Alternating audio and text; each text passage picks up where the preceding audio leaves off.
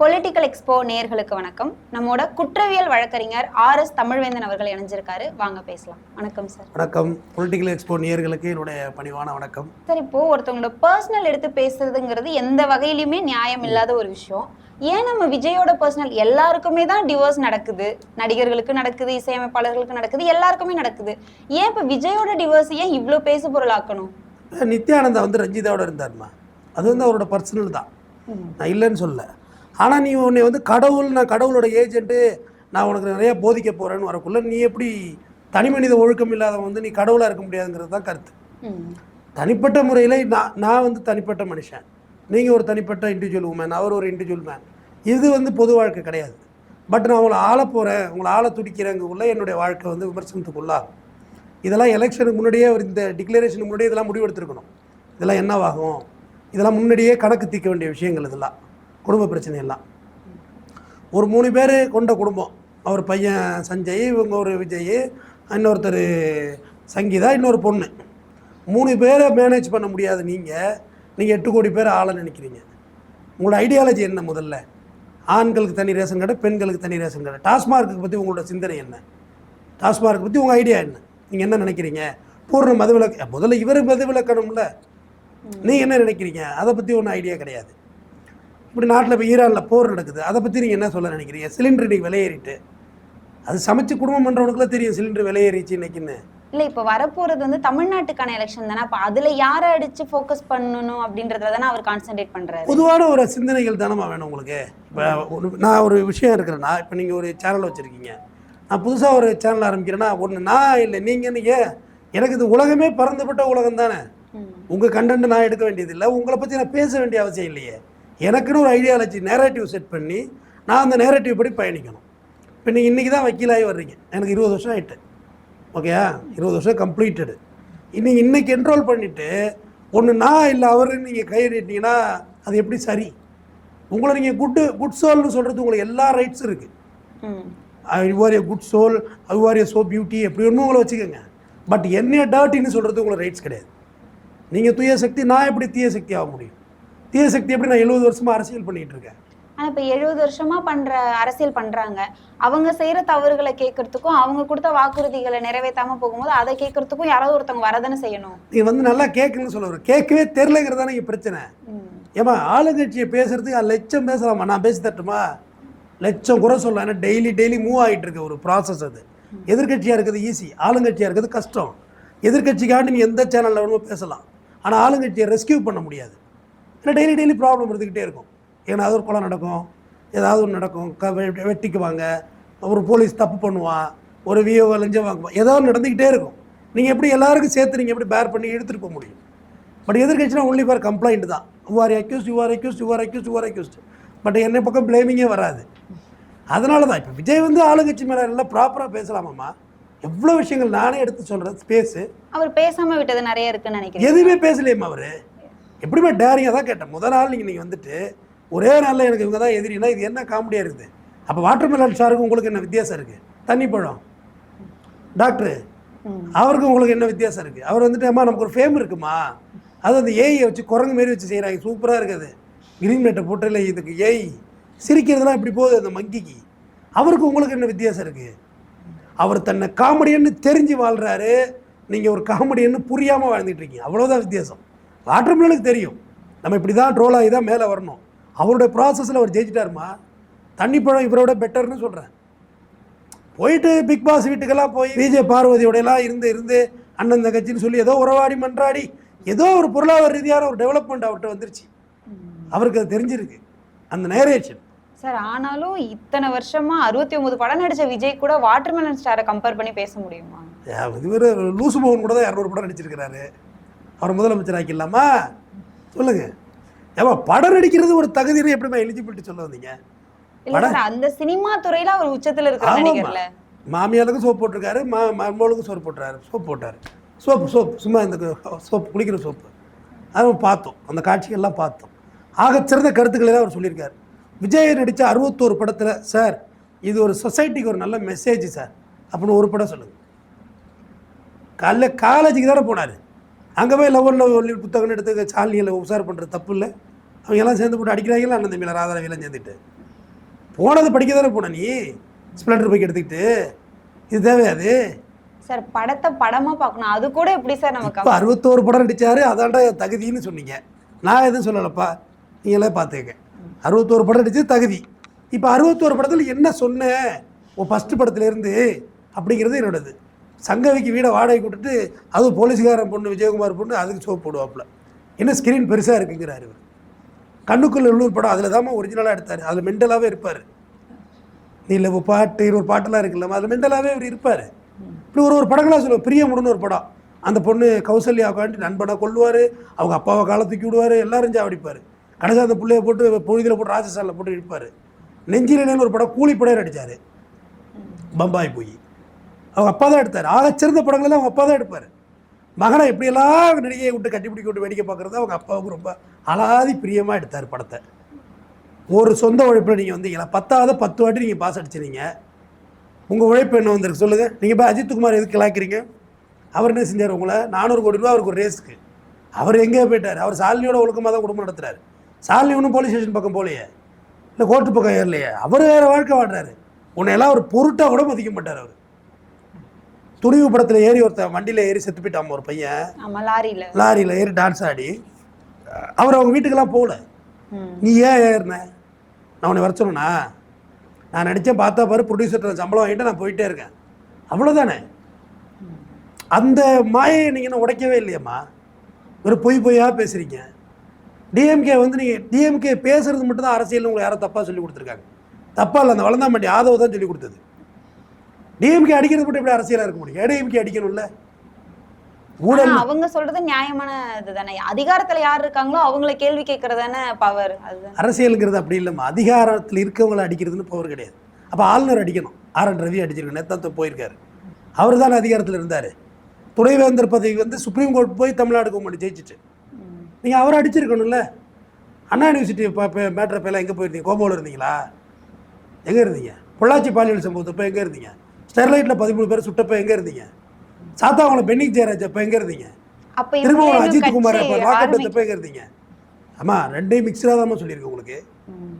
அஜித்குமார் படுகொலை திமுக ஆட்சியில் நடந்தது, காவல் மரணம் திரும்பணும். பென்னிக் ஜெயராஜ் கேஸு இவங்க ஆட்சி ஏடிஎம்கே ஆட்சியில் நடந்தது. ஸ்டெர்லைட்டு ஏடிஎம்கே ஆட்சியில் நடந்தது. பொள்ளாச்சி பாலியல் சம்பவம் ஏடிஎம்கே ஆட்சியில் நடந்தது. 100க்கும் மேற்பட்ட பெண்கள். கன்னியாகுமரி காசி ஏடிஎம்கே ஆட்சியில் நடந்தது. அதுக்கெல்லாம் பனிஷ்மெண்ட் தானே இவங்க கொடுத்துட்டு இருக்காங்க. ஆணவ கொலைக்கெல்லாம் நீங்கள் உங்களோட ஸ்டாண்ட் என்ன? நீங்கள் யாருக்கும் அறிக்கை கொடுக்குன்னு நான் சொல்லவே இல்லை. உங்களோட நிலைப்பாடு என்னங்கிறத என்னோட கேள்வி. ஆணவ கொலை பண்ணுங்கிறீங்களா பண்ண வேண்டாங்கிறீங்களா சொல்லுங்கள். அதுக்குமே அவங்க கட்சி நிர்வாகிகள், முக்கியமான நிர்வாகிகள் என்ன சொல்லியிருக்காங்கன்னா, நாங்கள் இப்போ ஒரு சாதிக்கு ஆதரவாவோ இல்லை இதை ஏன் நீங்கள் பண்ணுறீங்கன்னு சொல்லிட்டா அங்கே சாதி கலவரம் வந்துடும், அப்படி எங்கள் தலைவர் எடுக்க முடியாது ஸ்டாண்டுன்னு சொல்லியிருக்காங்க. அப்படிப்பா கட்சி ஆரம்பித்த கூட தான் கட்சி பிரச்சனை வந்துடும். கட்சி கலவரம் ஒன்று வரும். கட்சி கலவரம் வரும். பொதுக்குழு செருப்பு விட்டு அடிப்பான். போட கட்சி வேண்டாம் ஒன்று துண்டை கட்டிட்டு போவான். உன் கண்ணு மூடியே கொடியை கட்டி மூஞ்சில் வீசுவான். எல்லாம் நடக்குமே. கட்சி கலவரம் ஆகுமே. எதில் கலவரம் வராது? வடிவேலு சொல்கிற மாதிரி கக்கூசு போகிறதுலே கலவரம் பண்ணிக்கிட்டு இருப்பார்ல. எதில் தான் கலவரம் வராது? இப்போ நான் இந்த மாதிரி பேசுகிறேன்ல, கண்ட வாயில் எழும்புறோம். கலவரம் இல்லாமல் இருக்கா? நம்மளோட அமைதி கெடாமல் இருக்கா? பட் இதை நம்ம செய்தி சொல்கிறதுக்காகவே பிறந்திருக்கோம், நம்மளோட படைப்புக்காக. இங்கே ஒரு தப்பு இருக்குது, அந்த தப்பை நான் சுட்டி காட்டுறேன், நீ திருத்திக்கோ. விஜய் செய்த 4 நல்ல காரியங்களை நெறியாளர் நீங்கள் சொல்லுங்கள். நான் புகழ்ந்து பேச போகிறேன். விஜய் 4 காரியம் சொல்லணும். இல்லை இயல்பாகவே கேட்குறேன், நான் உங்களுக்கு எதுவுமே சொல்லுவேன். விஜய் யாராவது படிக்க ஆரம்பிச்சதே நல்ல விஷயம். எதுக்கு 41 பேருக்கு இளவு கொண்டாடி கருமாதி பண்ணிவிட்டு நல்ல காரியமா? இல்ல சார், தூய சக்தி 200 கோடியை விட்டுட்டு மக்களுக்காக கட்சி ஆரம்பிச்சிருக்காரு, அதுவே பெரிய நல்ல விஷயம். சூப்பர்மா. ரஜினிகாந்த் கூட தான் கேரியரோட உச்சத்தில் இருக்காரு. இவர் என்ன டிஃபன் பாக்ஸ் மேலே உச்சத்தில் இருக்காது? ரஜினிகாந்த் கேரியர் உச்சம் தான். என்ன கேரியர்? அம்பாசிடர் கார் மேலே கட்டிருக்கோம் கேரியரா? இல்லை பப்ளிக் கேரியரா ப்ரைவேட் கேரியரா? முதல்ல இது எல்லாரும் ஏற்றிட்டு சுமக்கிறாரு. பூரா நடிகையே ஏற்றுறாரு. சேராட்ட மாதிரி ஏற்றுறாருமா. உள்ளே போகணும். எல்லாம் அப்படியே நடிகை கும்பலாக இருக்குது. சேர்த்துக்கிட்டு சுற்றுறாரு. எதுக்கும் பதில் சொல்ல. கட்சி ஆரம்பிச்சல ஒரு ப்ரெஸ் மீட் கொடுக்க தெரியாது சென்னை ப்ரெஸ் கிளப்பில். இல்லை சார், இப்போ ப்ரெஸ் மீட் கொடுக்குறவங்களுமே ஆல்ரெடி ஆட்கள்லாம் செட்டப் பண்ணி வச்சுட்டு கொஷின்ஸ்லாம் ப்ரிப்பேர் பண்ணி வச்சுட்டு தானே கொடுக்குறாங்க. அதுக்கு எங்கள் தலைவர் கொடுக்காமே இருக்கலாம் அப்படின்னு சொல்கிறாங்க தாவேக்காவினர். அம்மா ப்ரெஸ் மீட்டு யாருமா கொஷின் செட் பண்ணுறா? ப்ரெஸ் மீட்டோட பார்த்தாலே கேள்வி கேட்கணுமா இல்லைன்னு முடிவு பண்ணுவாங்க. சசிகலாமா ப்ரெஸ் மீட் பார்க்குறீங்களா இல்லையா? 4 வருஷம் அமைதியாக இருந்து பேச ஆரம்பிச்சிட்டாங்க. பொறுமையாக பேசுது. எந்த ஆட்சி வரும் சொல்லுங்கள்? அம்மா ஆட்சி தான் வரும். எந்த ஆட்சி? அம்மா ஆட்சி தான். அப்புறம் என்ன? புரட்சி தலைவரோட ஆட்சி தான். பேச்சே இல்லை. அதுக்கு மேலே பதிலே இல்லை, கேள்வியே வராது உங்களுக்கு. அந்த ஆளுமையோட பதில் அளிக்கிறதுமா. சீமானர் அண்ணனோட ப்ரெஸ் மீட்டிங்கெல்லாம் போயிருப்பீங்க. என் தங்கச்சிக்கு வாடி நீ கேள்வி அவரோட மொழியிடையே உரிமையாக மாற்றுவார் உங்கள்கிட்ட. தம்பி இங்கே வாடா, அவன் கேட்கட்டா நீ நான் வர்ற கொஞ்சம் நேரம், இங்கே வாடா தம்பி, என்னடா கேள்வி, ஏன் தங்கச்சி இங்கே வாடிமா, நீ இப்படியே இருந்துருக்காங்க, வா என்ன கேள்ற கோல், எந்த கேள்வி கேட்டாலும் பதில் சொல்கிறாருமா அவரு. அதுதான் ஹேண்டிலிங்கிறது. உதயநிதி சாரோட ப்ரெஸ் மீட் பார்த்துருக்கீங்களா? நீங்கள் சொல்லுங்களேன். கொடுத்தாரு, முடிஞ்சு போச்சு. பெரிய கேள்வியாக நீங்கள் மட்டைக்கு நீங்கள் வந்து பெருசாக கேட்டுற போகிறோன்னு முடிவு பண்ணி இறங்கியிருப்பீங்க. நீங்கள் சொல்லுங்களேன் என்னது அப்படின்னு முடிஞ்சு போச்சு. ஓடுற பாலை பிடி திருப்பி போடுறது, டமால் ஃபுல் டாஸ்ன்னு சொல்லுவாங்களே, ஸ்டெம்ப் வைக்கிறது, அதான் ஹேண்டிலிங். ஏன் முதல்வர் என்ன ப்ரெஸ் மீட் கொடுக்காம போகிறாரா? எல்லாரும் ப்ரெஸ் மீட் ஹேண்டில் பண்ணுறது. எடப்பாடி தான் ப்ரெஸ் மீட் ஹேண்டில் பண்ணுறாரு, எல்லாரும் ஹேண்டில் பண்ணுறாங்க. சசிகலா அப்படிலாம் உங்களை சொல்கிறாங்களேன்னு கேட்குறாங்க. இல்லை சார், மாற்றம்னு வந்திருக்காங்க. மாற்றம்னா என்னன்னா, இது வரைக்கும் அரசியல் கட்சிகள்லாம் எதை பண்றாங்களோ அதை பண்ணாம புதுமையா பண்றதான மாற்றம். அதை தான் இவ்வளோ நாள் சங்கீதோடு இருந்தோம் மாற்றம், திரிஷாவோடு இருப்போம். அடுத்து இங்கேருந்து ஒரு மாற்றம், கீனா சோனா நடிக்கிட்ட போவோம் மாற்றம், இந்த இடத்துலேருந்து இன்னொரு பெட்ரூமுக்கு மாற்றம். இதுதான் மாற்றம். இவங்க கொண்டு வந்த மல்ல மாதிரி இருக்க எல்லாம் மாற்றம் தானே. இப்போ இவ்வளோ பெரிய காசிப்லாம் போயிட்டு இருந்தது, அதுக்கு பதிலடி, அதுக்கு முற்றுப்புள்ளி வைக்கிற விதமா நான் வெளிப்படையாவே நேற்று வந்திருக்காங்க, ஒரே கார்ல வந்திருக்காங்க. அப்போ இதுக்கு மேலேயே அவங்கள தவறா பேச என்ன இருக்கு? அது ஃப்ரெண்ட்ஷிப், அழகான ஃப்ரெண்ட்ஷிப்பா கூட இருக்கலாம்ல. கணபதி ஐயர்னு ஒருத்தர், 2 பேரா? இல்லைங்க, ஒருத்தர் தான். சரி சொல்லு. ரொம்ப நாளாகவே எங்கள் அக்காவை கணபதி ஐயர் வச்சிருக்காரான்னு ஒரு சந்தேகம், ஊருக்குள்ள ஒரு டாக்கு. எனக்கு இது ரொம்ப இரிட்டேட்டாக இருந்துச்சு.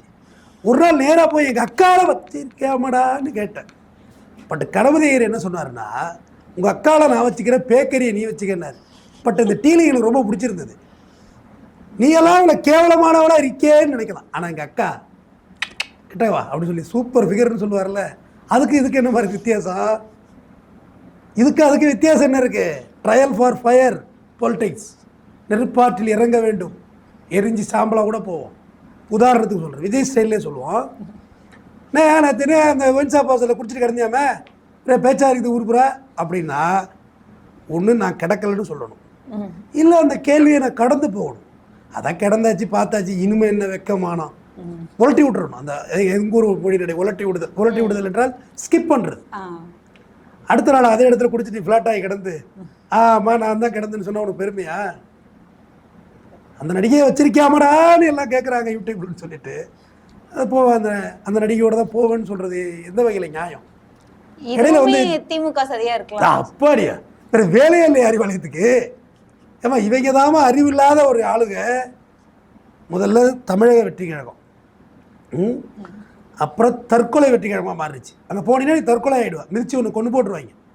அடுத்து தற்கொலை வெற்றி கழகமாக மாறிடுச்சு. இப்போ திரிஷா வெற்றி கழகமாக மாறி இருக்கு. இப்போ அடுத்து என்ன கழகமாக நீங்கள் மாற்றலான்னு சொல்லுங்கள். அடுத்து செங்கல்பட்டு வெற்றி கழகமாக மாறப்போகுது. நீதிமன்றத்துக்கு அலைகிறாங்கல்ல, அங்கிட்டு தான் முடிக்கணும். மொத்தத்தில் நீங்கள் இன்னும் ஒரு வார்டு கவுன்சிலர் கூட எலெக்ஷனை கண்டெஸ்ட் பண்ணல.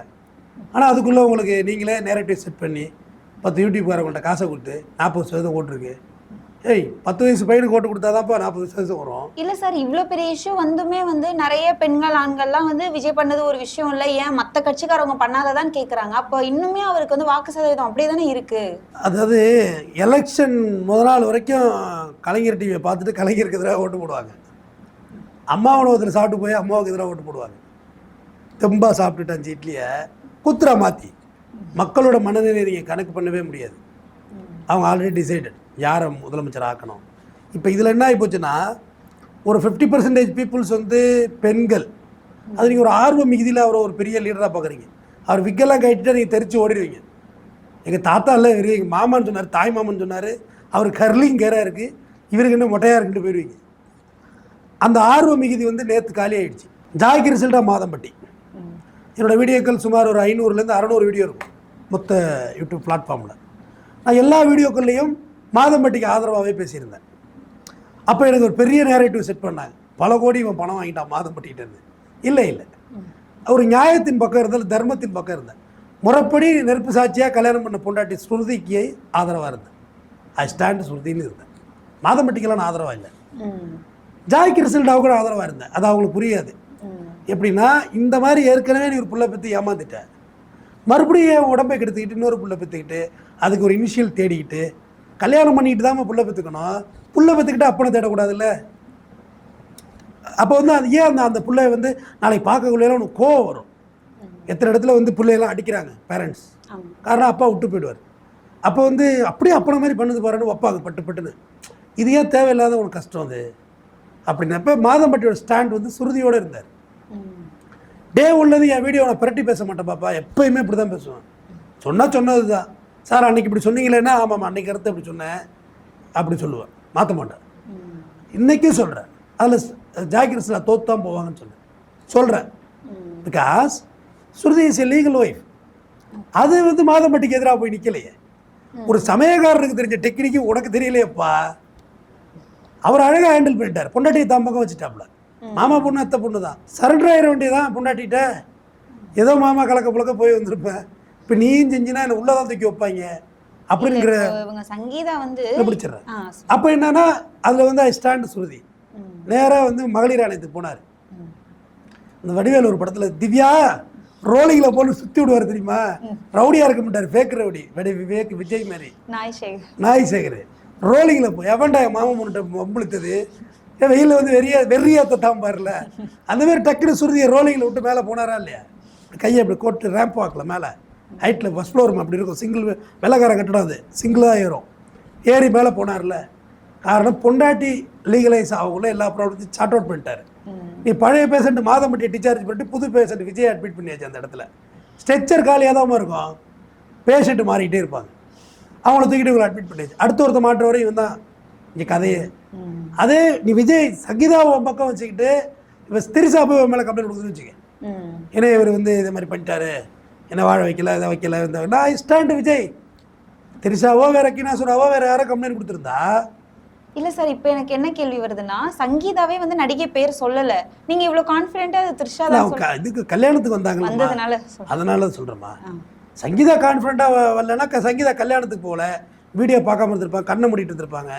நான் கண்ணை திறந்து பார்த்தா 2 பேரும் ஒன்றா வந்தாங்க, ஒன்றா நெருங்கி போட்டோ எடுத்துக்கிட்டாங்க, ஒரே கடையில் போய் துணிமணி வாங்கியிருக்காங்க.